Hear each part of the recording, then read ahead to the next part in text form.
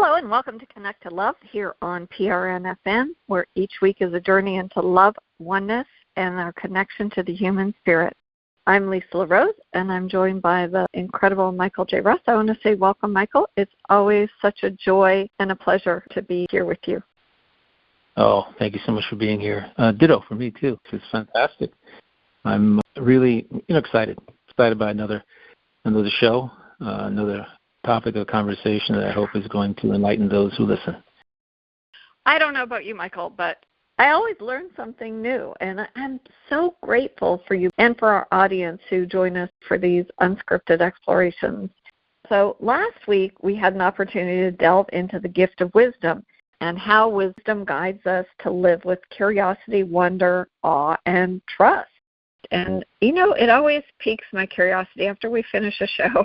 My mind just tends to wonder and wander and go other places. And so I thought maybe we could deepen that wisdom by exploring what our purpose here on earth is. And I thought about, what if everything that we've taught about love is backwards? What if we've been told through the fairy tales, often that's what's read to children, that we need to find love, that our true love is waiting out there. But what if our true purpose is actually to be the source of that love, that we're actually here to give love? So I think that diving into that truth, that could be our purpose on earth, is to give love. Yeah.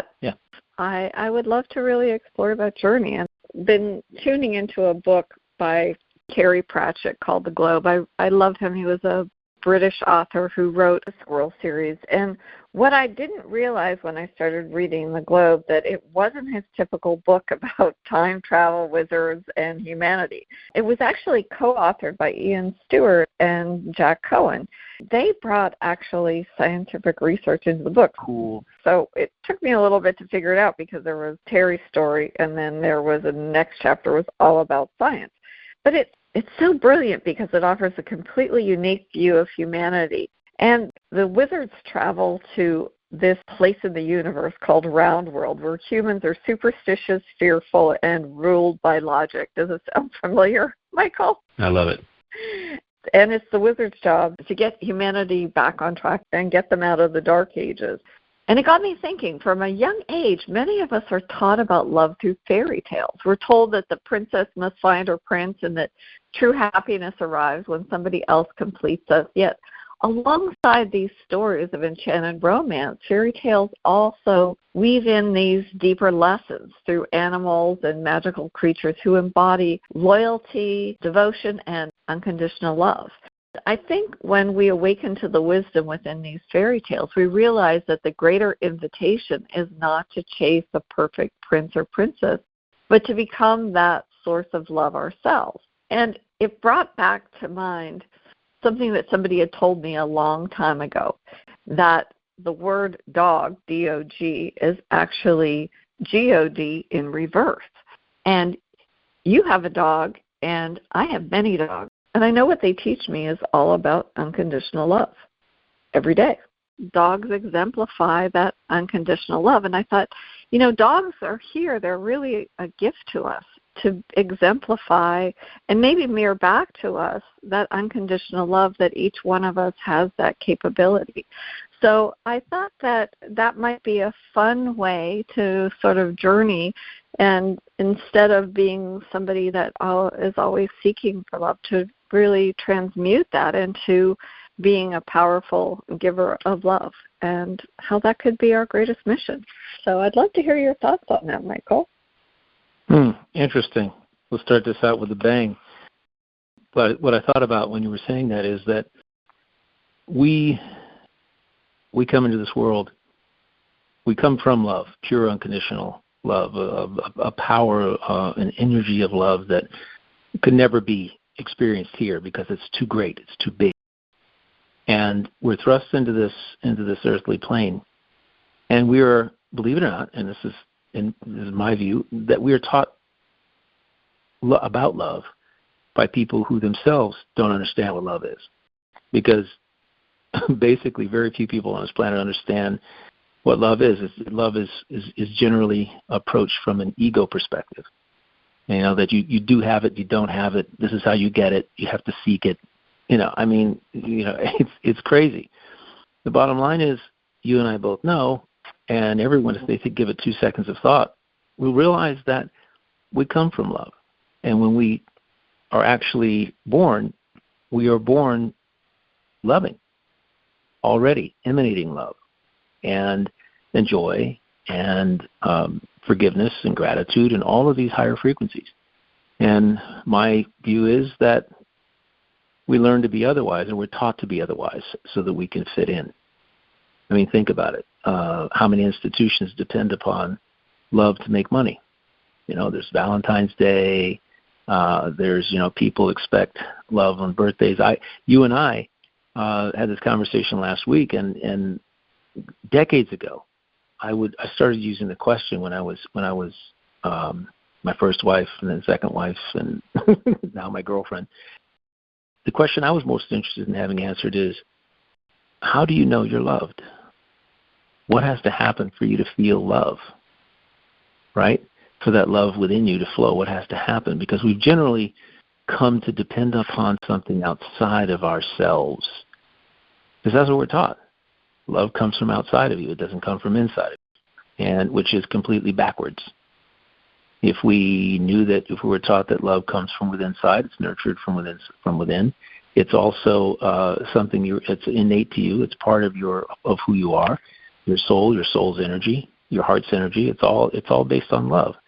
If you were taught that from the very beginning, I believe that you'd have a slightly different perspective.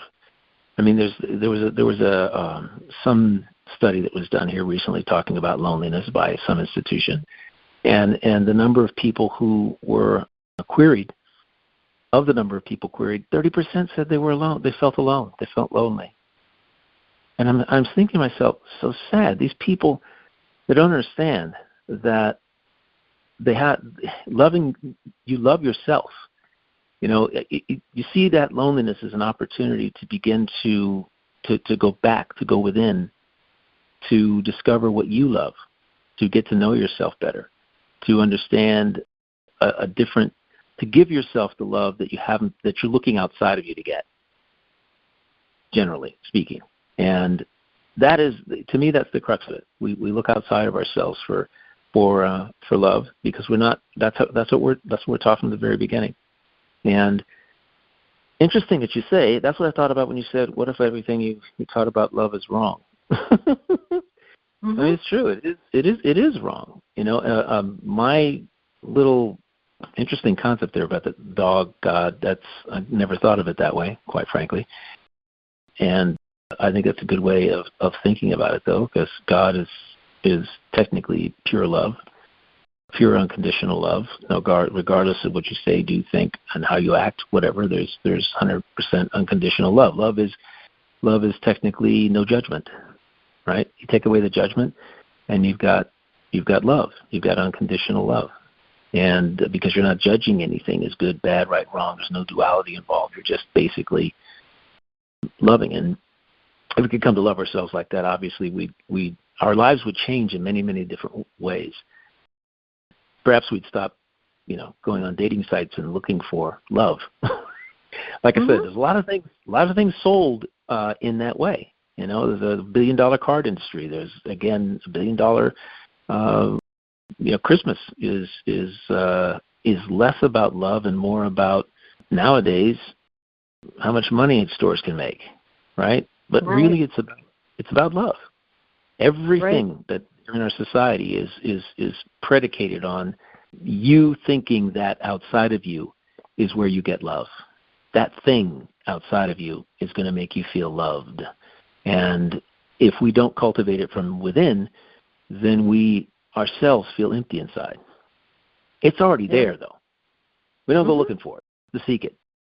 It's our divine essence, absolutely, Michael. When you were speaking about how we communicate and how we interact, and it made me think about the phrase love language, which I hadn't heard. I don't even know.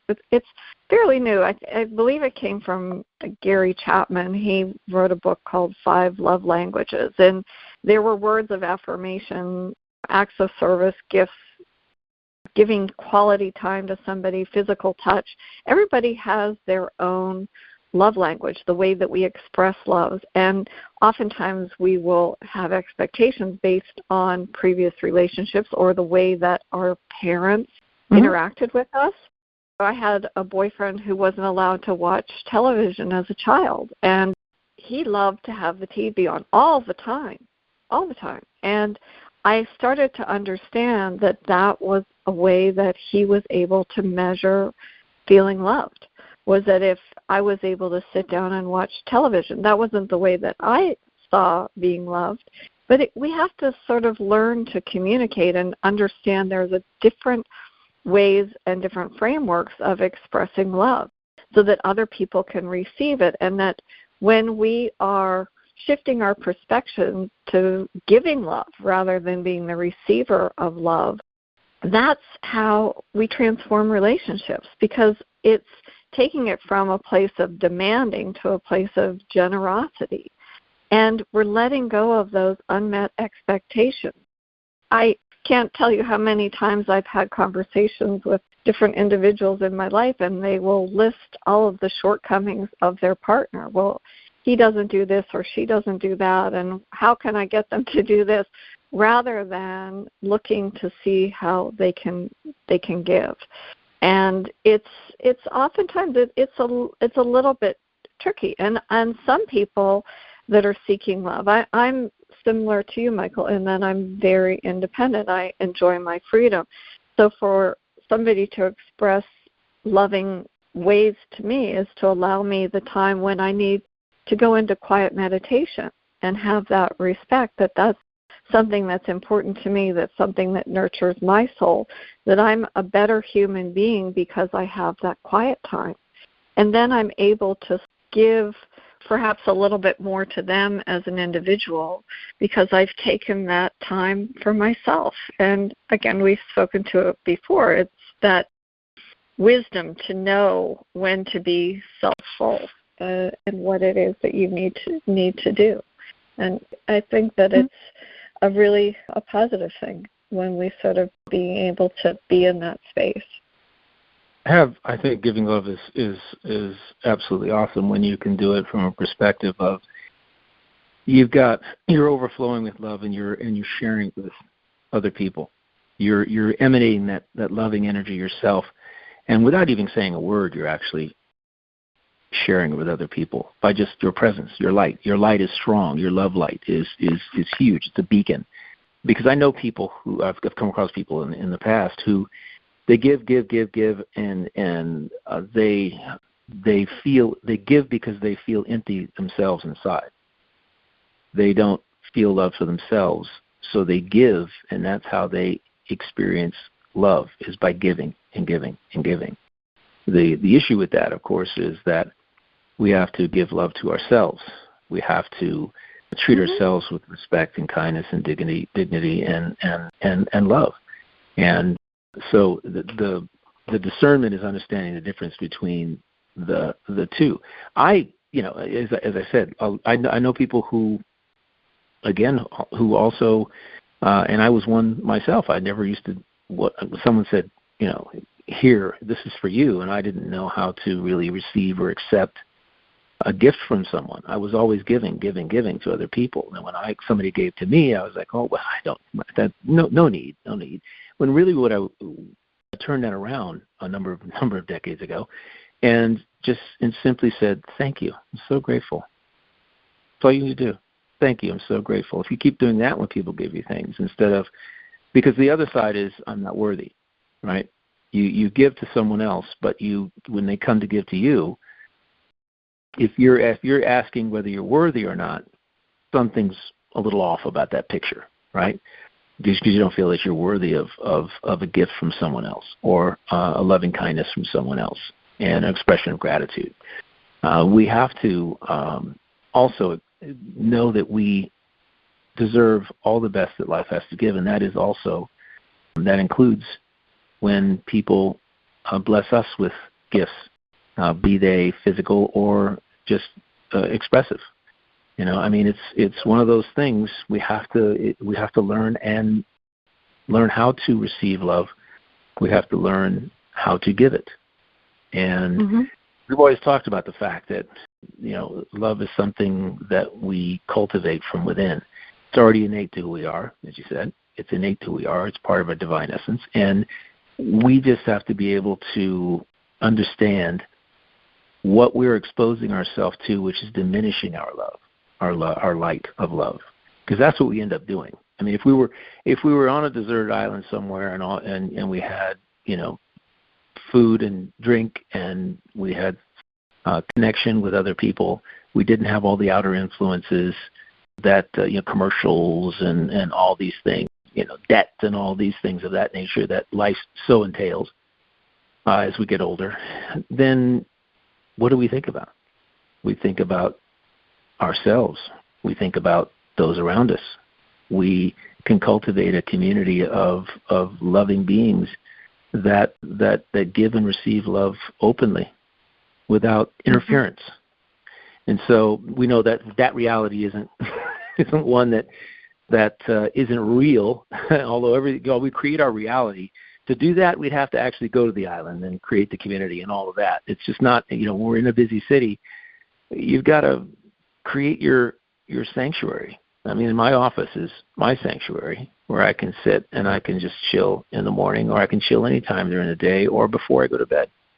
Come up and chill for a moment, close my eyes, feel the love, feel the presence of and the kindness and the gratitude for the day, and just say a mantra or two, hang out, just thank my angels and thank all those people who I've interacted with today, who I've shared love with and who've shared love with me. That energy is awesome. People are really willing to when I just love it when it's not that they're willing to. It's just that when I come across people, when I go to a place and I look them in the eye and I give them simple kindness, if they're serving me in some way, saying thank you and asking their name and making sure they know that they're loved. They're a person just like I am. I'm not considering myself above them. I want to know who they are. They're not nameless, and that I appreciate what they do. It's the people. 70% of this world is service to others in some way because it's part of the job. It's service to somebody else. You're the customer service, you're serving service, you're some kind of service, banking service. It's all about service. And one of the things that I realized long ago when I was managing a shoe store is that about almost 50 years ago, I recognized that people in who serve others in one way or another for a living, in many cases, they get the worst of humanity. The people that they encounter in many cases are those people who don't respect them, that see them as a conduit to getting something, right, that they want, to their own satisfaction.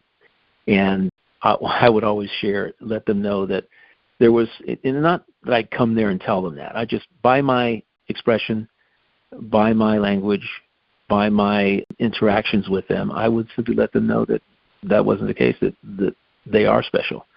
And you hope that you can make enough of an impression on somebody that that helps them overcome when somebody else who's the complete opposite of me comes to them and complains, whines, and moans, and gives them grief, their own version of grief.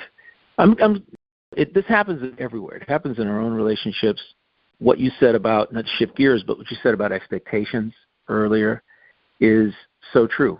Regardless of the friendship, loving relationship, whatever kind of relationship it may be, there are always expectations. You have an expectation about what that person is going to do, how they're going to act, maybe even how that you think they should feel, which is, to me, the most ridiculous thing because you really can't tell that. So in relationships, I've always understood that I must be mindful of my expectations of that other person. I have to make sure that I'm not controlling of that other person via my expectations and how I address those expectations, that other person is a human being, a loving being, a being who deserves to feel all the unconditional love, and to receive it, and to understand that they are the essence of love, and that can get washed out in a relationship over time. It can. And one of the things that I heard today, just yesterday, I forgot the young lady's name. I think it was Ann Turner, who was happened to be channeling this particular individual named Grace. And Grace was talking about how what you do, that you as an individual have every right to dictate and control your own circumstances, your own environment. That's your gift, to make choices that actually benefit you from a perspective of happiness and excitement and passion. And that sometimes someone's in your life for a period of time, and although you may want them to be there longer, they're in your life to help you in one way or another. You help them, they help you, and maybe that opportunity, that assistance that they were supposed to give you or meant to give you is over. They've done their job, or you've done yours. And we have to understand that when they do that, we've grown. It's a function of our own growth. When someone leaves our life, it's a function of our own growth, our own evolution, our own transformation, that we have either learned to love more, because people are a mirror of us. They come in, we mirror. The people we know, they're around us, they're mirrors to us. You and I both know this, and we've talked about this before. If they're mirroring love to you in a big way, it's a sign that you are also generating love within you and giving that love to others. Would you agree? Oh, without a doubt. That's the essence of it. It's the ultimate compliment, obviously. When you're surrounded by people who give you love, as opposed to grief, because if they're giving you grief, it means that there's something that within you that needs to transform. It's not about them; it's about you, and it always is. Right. And there's a gift in that. And I always try to look at the energy when I have a situation that may be disappointing from my perspective, but then if I turn it around and I look for the gifts that I received in the lessons or whatever the growth moment was for me, I look at that and I allow that. And Michael, I wanted to just speak just a little bit, because you had said, and I really love the fact that you brought up about giving love to yourself and the discernment, because it's sort of a tricky distinction between giving too much, overgiving, with the idea that you're going to trade that giving for love. I mean, love is not about bargaining or trading just so you can get that recognition and that love back. And when we anchor into that self-love, that inner love, then we fill our own cup and we sort of overflow with it, and then that's how we share it with others, which is how you can, when you go out into the world and you interact with individuals, you share kindness, you share love, you share compassion, you share empathy, all of these different things, because you have filled your own cup. And Wayne Dyer always used to say, you cannot give away what you don't have. Fill yourself with love, and it will spill out to everybody that you touch. And I'm paraphrasing it, obviously. But that's good. Really, there's a difference between coming into this life and as a giver of love, and then also seeking love. When we embody that vibration of love and we attract the experiences that reflect it, as you said, mirroring it back to others, it kind of creates this flow. And there is something quite magical in that. As we navigate through our lives, I think that it's sort of like if you look out over the ocean and you see this vast horizon that spans out, and you can look, and maybe you'll see a dolphin out there, and maybe you'll see a ship. And it's kind of like that when we're looking for relationships. We're looking for others. But if we kind of stand in front of a mirror, which is more vertical, and we see that self-love, and it's our connection to that divine, then we're able to mirror that out to others. And this is sort of something I was pondering about.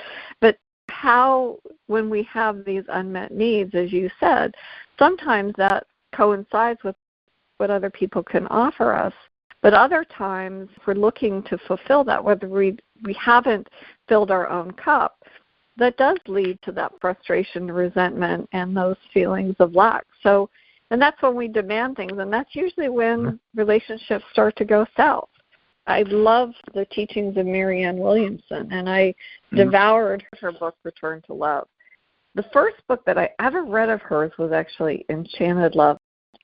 I had never heard of her before and found her book on the shelf in a bookstore, and I started reading it in the middle of the bookstore, and I just couldn't put it down. Every chapter that I opened it up to, I just kept reading. The book is actually a collection of essays all about the mystical power of relationships. And what I discovered was that Enchanted Love wasn't about the material at all, but rather that our deepest human need is to be seen, and that we need meaning, we need identity, and that we need love.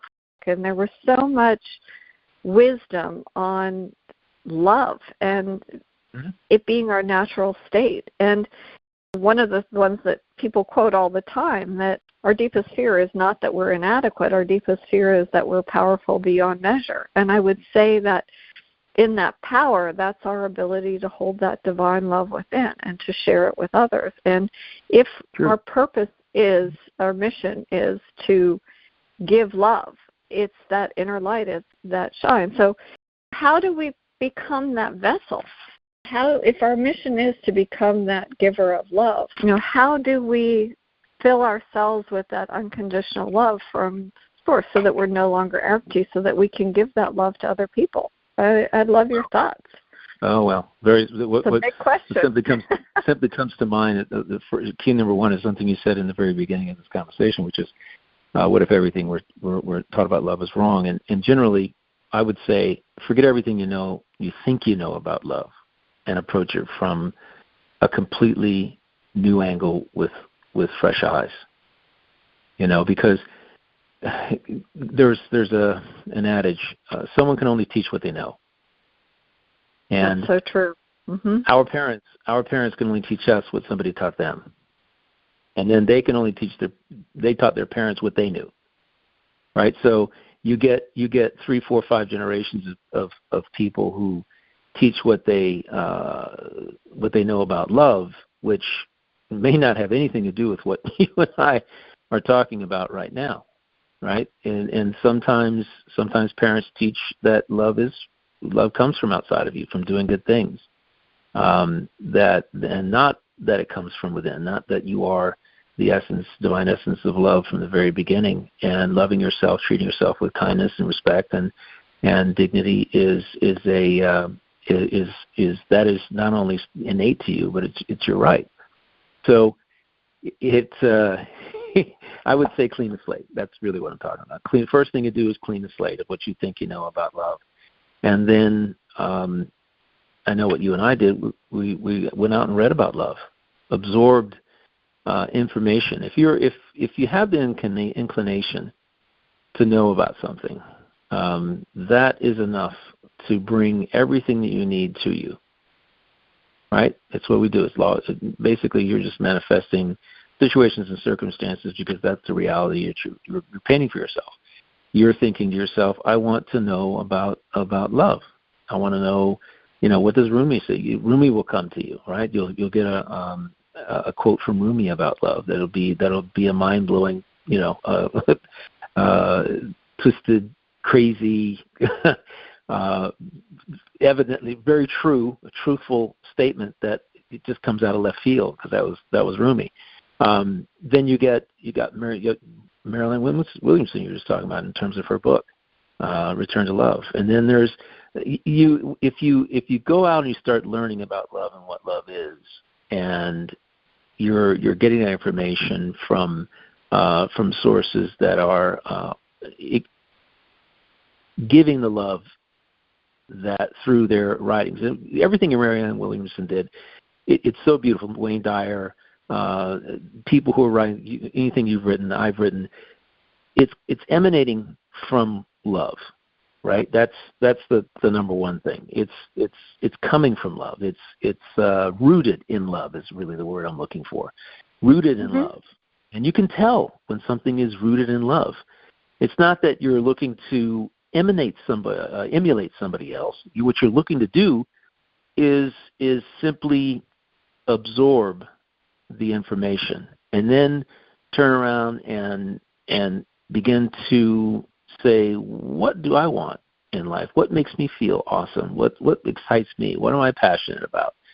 And when you start doing those things, you'll start to feel feelings about yourself and for yourself that involve love. Love for what you're doing, love for the outcomes that are occurring from what you're doing. And I don't think people, we get on this. It's something that I rail about all the time, is that we continually are institutionalized into thinking that everything comes from outside of us. Everything comes from outside of us. And that's not it at all, because our world depends on you thinking and believing that everything comes from outside of you. So you'll keep going out, and so you'll feel less than, so you'll feel that you lack, and that you'll need whatever is out there, and that it will satisfy you, that it will fill that void of love you have for yourself, that you don't have for yourself, I should say. So this is something that we are subjective beings, so we have to be continually understanding that we are innately love, and we have the ability to feel it, to let it flow, to expand it, because love is an expanding energy. We just have to understand the opposite too. We have to understand what diminishes it, and then begin to curate our reality around that understanding. Do you see what I'm saying? You curate your reality so that it is a reflection of what you seek, which is a greater flow of love. And somehow the magic happens. Happens. I just have to tell you, the magic always happens when I have these conversations with you, Michael, because I don't even know what the words that you said, but all of a sudden I just got this vision and this flood of information that flew into my head. And I know you read the Don Miguel Ruiz's book, The Four Agreements, but did you read the second book, The Mastery of Love? No, I don't know did not. If you haven't, oh my goodness. I embraced that book, I think, even more than the first. And I have quoted it so many times, and it's made a lot of my partners mad. Because one of the things that he says in there is that, you're responsible for your own happiness. But in that book, it was amazing, because he spoke about that most human suffering in relationships come from the illusion that love must be obtained from others instead of realizing that it's within. And giving love rather than seeking it. He taught that people are like emotional beggars, which made me think about last week you were talking about the begging bowl. I like that. When they seek love outside themselves, they hold out their hands waiting for these crumbs of affection, when in truth they already have a banquet of love within him. And I loved when he said that. You have this banquet of love within you. And he said you cannot love anyone else if you cannot love yourself. So when we stop looking for it in others to validate us, we free ourselves to share that love unconditionally. And I'm going to have to pick up that book and reread it. I've read it so many different times, but there is so much within his words that really have spoken to me, and it's just absolutely, I love it. It's about becoming not only a vessel of love so that we can have it overflowing, but that we can have an agreement with ourselves, like those 4 agreements. And it is a mastery. I mean, when we come in here as, we're learning as a child. When we share a toy with somebody else, I see all of these little videos. A child is crying and another child will come over and comfort it. That's being a giver of love, comforting somebody and just holding their hands, or somebody's in need and they're not feeling well, and you make them some cookies.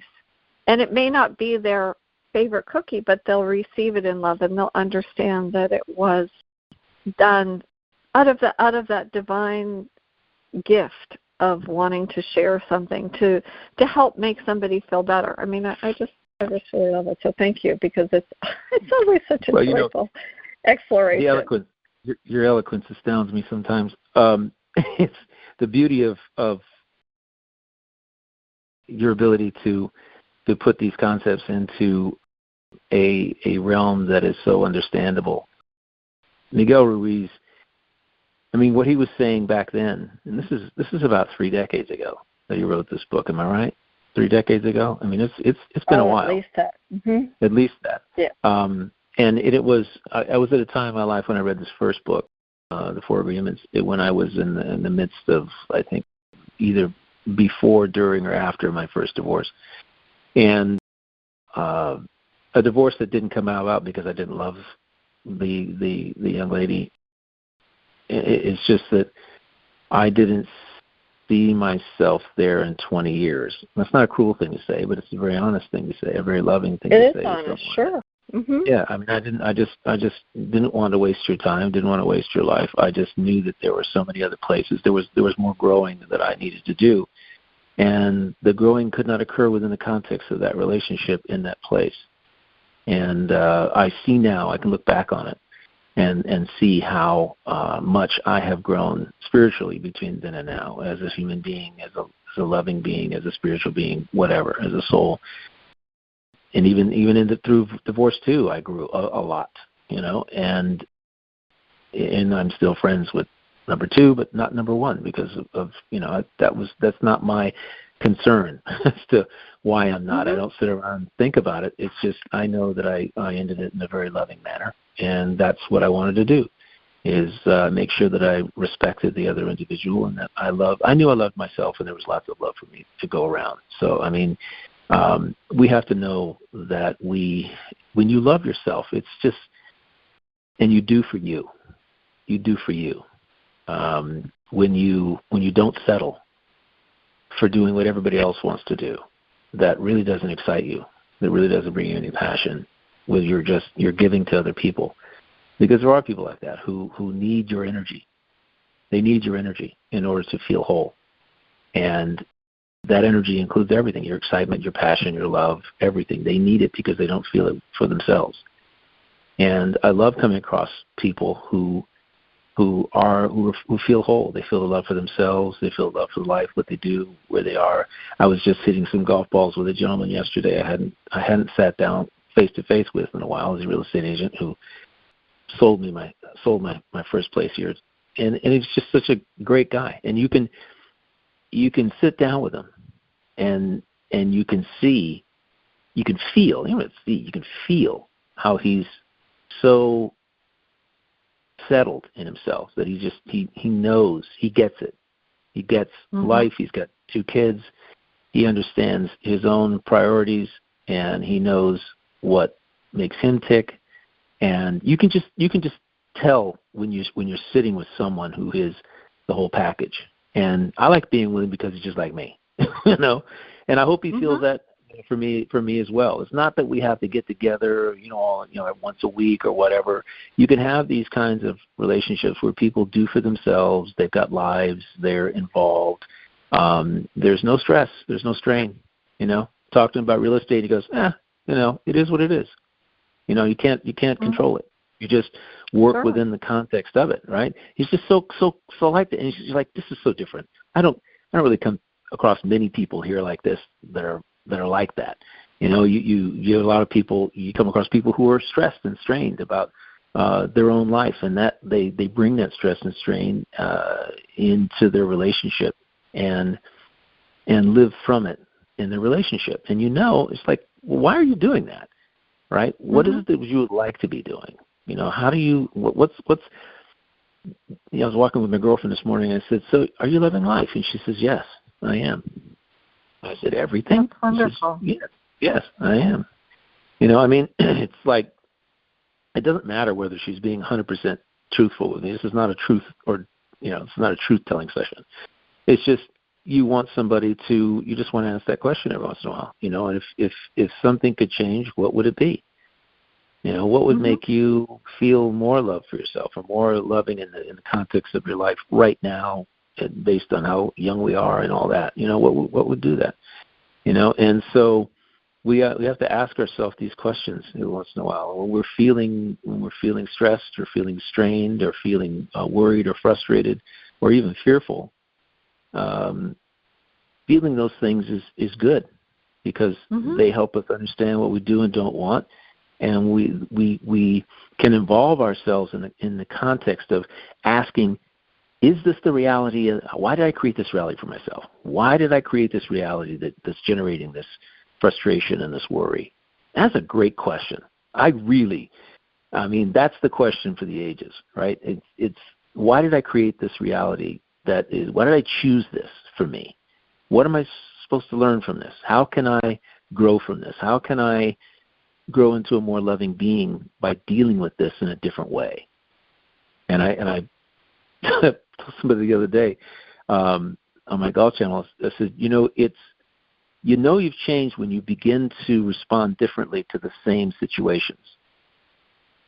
When you respond differently, when you're more loving of yourself and of others, and that you're displaying more love, when more love shows up for you, you're emanating a great deal more of love yourself, because it's coming back to you.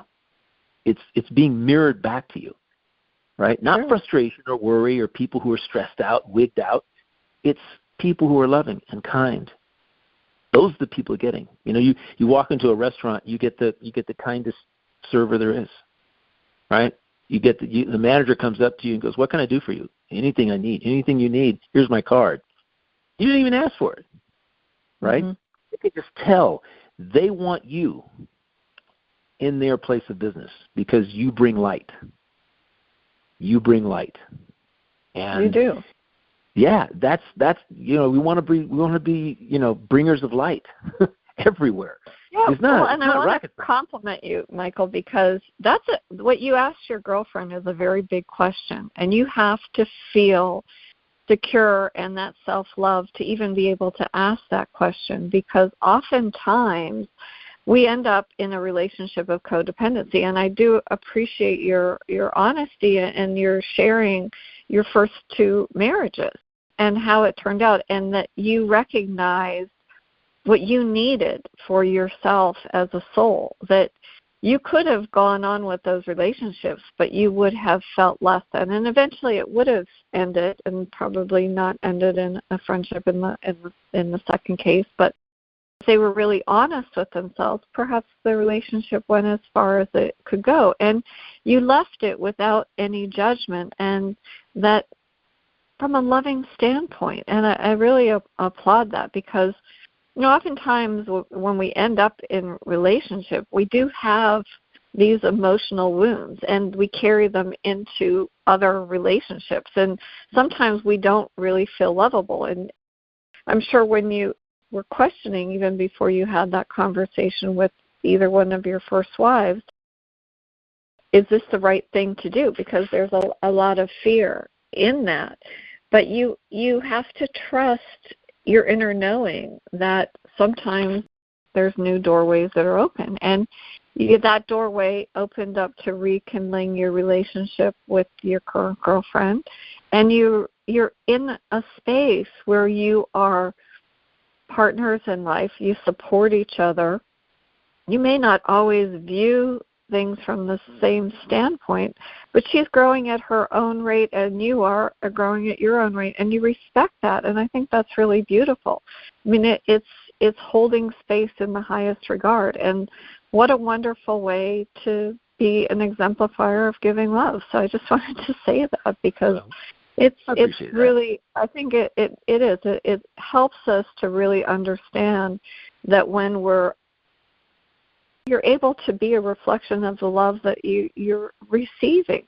And that's what, there's different ways that she gives you love and different ways that you give her love. I know one of the ways that you give her love is by taking care of the horses, because that's important.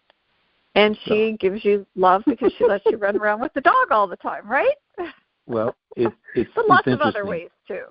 The sidebar story. She picked a dog. She picked the cat. She wanted the cat. She wanted the dog. We adopted the cat. One day, just freakishly, just that thought came. I think the cat had some sort of spell that she put on her because she was across the room, and all of a sudden she looks right and she says, "I'm going to adopt that cat." I'm going, what in the world are you talking about? You know, we got 2 dogs at home, and you want to bring a strange 2-year-old cat into the house. And she said, "No, I don't do that." What happened? I think Snickers, our cat, just held up her paw and went, you know, that whole thing, like, I'm going home with you. I'm going home with you. That's so funny. It was hilarious. It was like came out of we're buying dog food, for Christ's sakes, and there we go. All of a sudden, I'm adopting that cat. I'm never bringing you in here again. You know, I mean, what else are you going to want? Anyway, Snickers turned out to be an awesome cat, but I take care of it. I'm the one who cleans its box, feeds it. You know, I said, you like animals because you like to know you have them, and you like to know that you can love on them whenever you want. But other than that, I take care of everything else. Same thing with the dog. We got a puppy, and guess what? I spend 10 days on the couch the first 10 days with him. I'm the one sleeping on the couch, getting the dog acclimated to the house. Right? Oh, you can have the bedroom. I'll sleep on the couch in the den and make sure that it gets outside and it gets comfortable with its space, and, you know, it understands. And we had him potty trained in, like, I think the 15th day he was done, if not the 10th.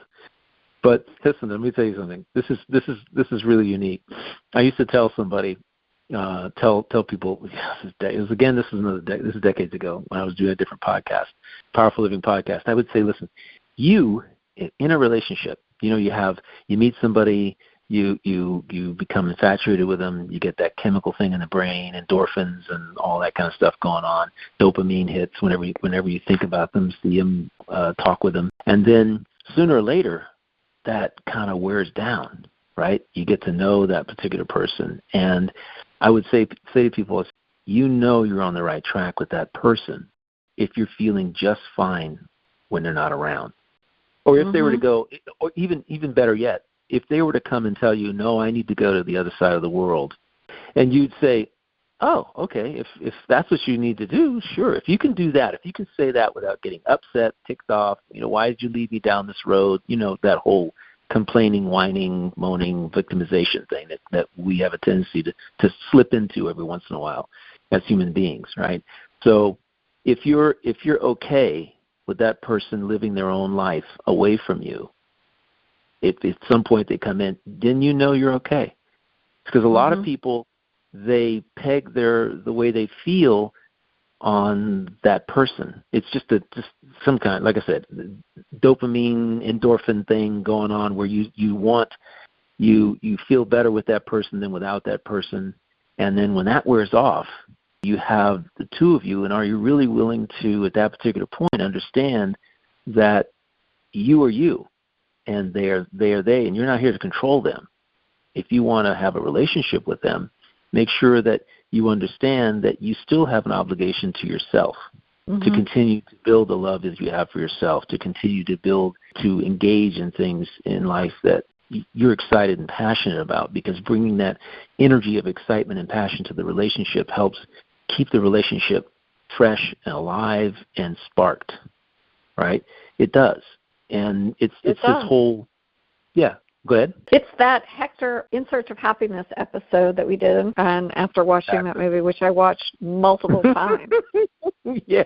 For our audience members who may have missed that episode, it's a wonderful movie that kind of went under the radar, and it's all about a gentleman who had a very satisfactory life, and he liked the way that he lived. But what he recognized was that he wasn't truly happy, and so he went on a journey. And it took that journey of exploration to trying to find peace and looking for happy. He was in search of happiness, but you could substitute happiness for love. Oh, yeah, you know, absolutely. Hector In Search of Love. One of the things that he said was that happiness is like being with the people that you love. Unhappiness is being separate from the people that you love. And it took him going all around the world to sort of figure that out. And one of the last things that he said, Michael, and I don't know if you remember this, he said, happiness is to be loved for exactly who you are. And I think that there's a lot of meaning in there, and it truly speaks to the heart. And I think that so many options available to us in how we view receiving love, giving love, it's all up to the individual. And there's no one answer in the search for happiness, as is there's no one answer in the search for love. It's about having that heart awaken and understand what your soul needs in your journey. But I believe that Hector kind of kept asking that question, why am I still seeking happiness? He was looking to fill that void. And although happiness meant different things, and love is the same way. Love means different things to different people, and that's why there's love language. So, I think if I was going to ask myself that question, am I still seeking love instead of giving it? How can I shift to overflow the love that I fill my own cup with into the lives around me? What am I consciously choosing and how can I give love without any expectation?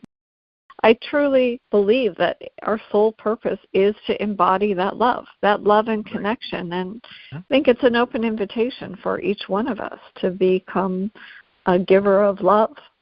I agree. No, I agree 110%. We have to also understand, in my view, that love and judgment don't go together. They don't mix in terms of, it's a bad cocktail. Let's put it that way.